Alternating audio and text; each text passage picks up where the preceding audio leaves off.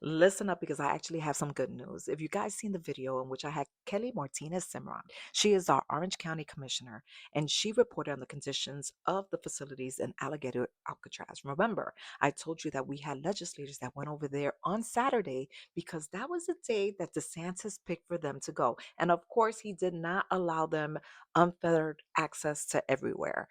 They only got to see a little bit, but they talked about the conditions of the facility and that when they had all the names, right, they realized that a lot of people that are there are not criminals.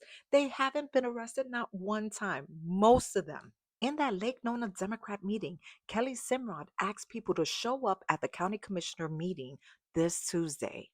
And guess what? There was 30 plus residents that spoke against these immigration policies that they currently have in place. Do you know what came out of that meeting? Do you know? Orange County is going to stop holding detainees that do not have criminal charges. Now, our Orange County Mayor, Jerry Demings, told the commissioners that they may face some funding cuts. But he also said that their jobs is to represent everybody in Orange County. And there was 30 plus people talking against Alligator Alcatraz, the concentration camp, including one individual that says one of her family members is there.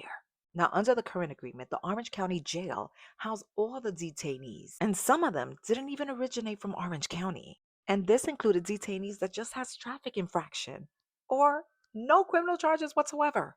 Now, the revised agreement will only house non residents that have criminal charges. Let me read you a statement from Commissioner Nicole Wilson. She says the intent is to make sure that we aren't criminalizing what is supposed to be a civil infraction.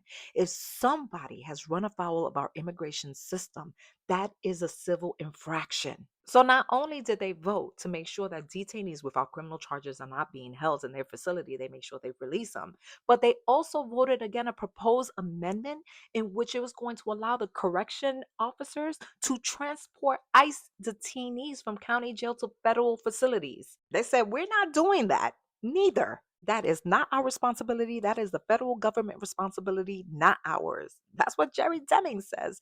And I will not agree for our correction staff to transport federal inmates to other facilities. Right on.